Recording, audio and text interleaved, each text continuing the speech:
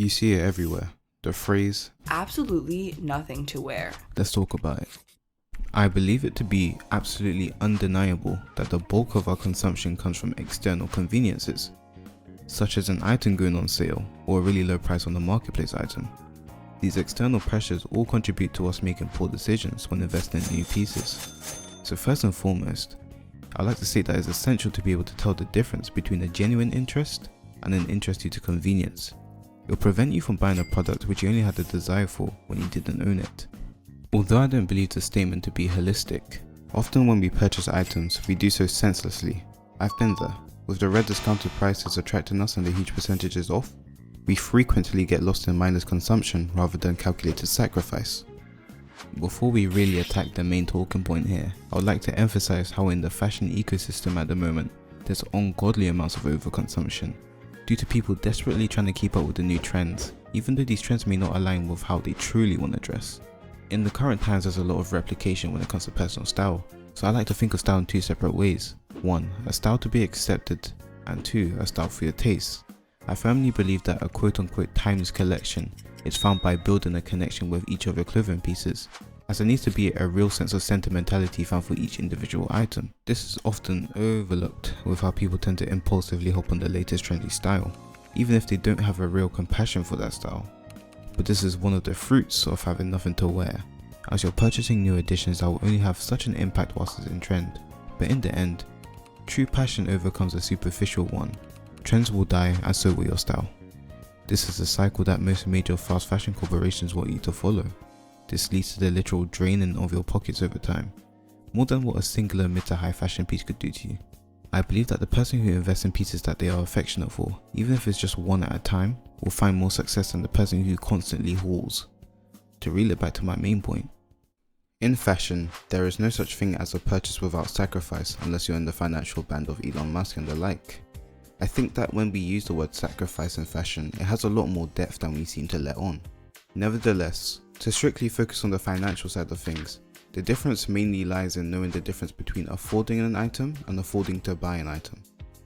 Affording is having the required amount to purchase, most of the time with financial repercussions, whereas affording to buy an item is purchasable without monetary consequences. To build upon this, in strategic games such as Valorant and CSGO, there's a concept called trigger discipline, which involves whether a player decides to open or hold fire. This depends on the anticipated actions of enemies. To delve into the psychology behind it all, a player assesses whether there's a greater payoff through a immediate reward or possible delayed reward by weighing the pros and cons of a future action.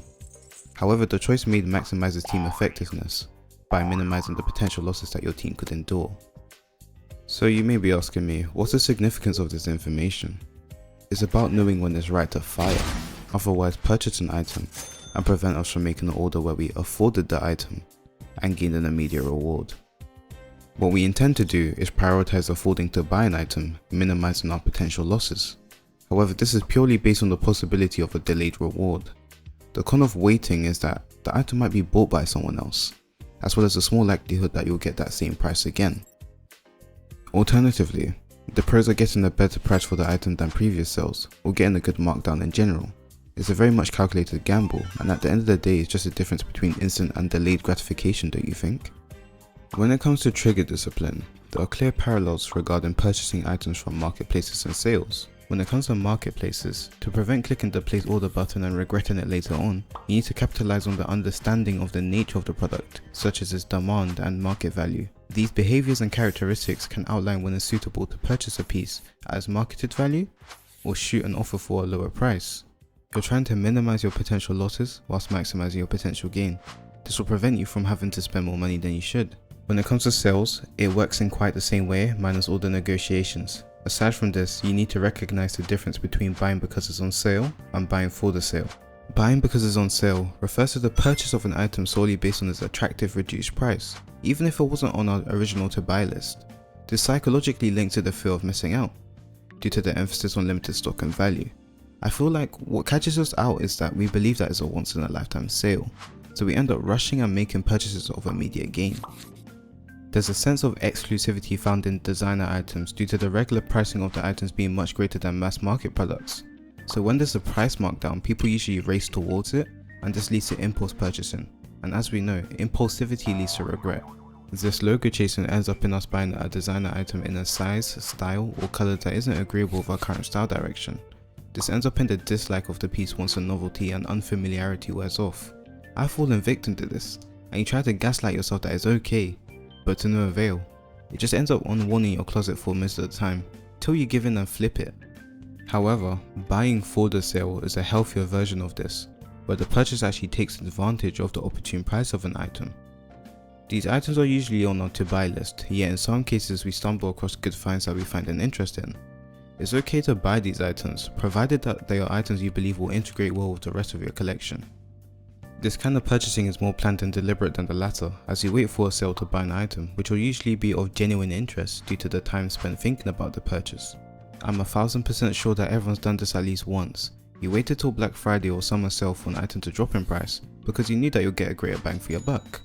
By prioritizing the long game, you can craft a clothing collection that is filled with bangers, and save a lot of money to invest in more pieces of clothing, maximizing your gains and minimizing your L's. You see how everything's circular? Who imagined we started that trigger discipline? Before spending money on a clothing item, you need to question whether the item will provide your style with a new angle. This is especially important because as the price begins to get steep, you aren't trying to splash on a piece that is a mere anime adaptation of what you already have. You want to implement fresh elements into the whirlpool to sustain the appeal of your style. When you consider the financial side of things, I believe that it's imperative to incorporate new roads into your style rather than fortifying the same road, you get what I mean? Try integrating pieces that broaden the depth of your style. To discover new angles, I would recommend that you focus on high potential items, otherwise known as Grails. These are items that can optimize your style to suit many scenarios. This adaptability trait brings impact to your clothing collection as they can assimilate well with the clothing items that you currently wear. Having a piece that can seamlessly transition between settings, rather than being constricted to a singular one, will prove to be more beneficial for your style and finances in the long run. Another issue that you may run into in fashion is favoritism. Have you ever had a time where you had two items that followed along the same design principles, but instead you liked one over the other? This neglecting process is a product of having two pieces that are too similar. With financial efficiency in mind, it wouldn't be the smartest to make a purchase that doesn't add something new to the whirlpool, unless you plan to flip the other item, otherwise substitute it. This isn't to say that a nice little spec upgrade isn't appreciated, however. As I've skimmed over before, I believe that to make the best purchases you need to spend time and thought about that piece. Thought doesn't have to be for decades, doesn't have to be for years, months. Thought can be accelerated in ways that we already exercise. For example, have you ever found yourself stuck considering a product, so for some extra support you decided to watch a video of someone reviewing that product? We all do this because a secondary opinion can reduce the strain of deliberation. It can also provide some clarity as to whether an interest is a fleeting desire or of genuineness. Consumer reviews can be found in many ways, whether it's through community reviews, video reviews, you name it.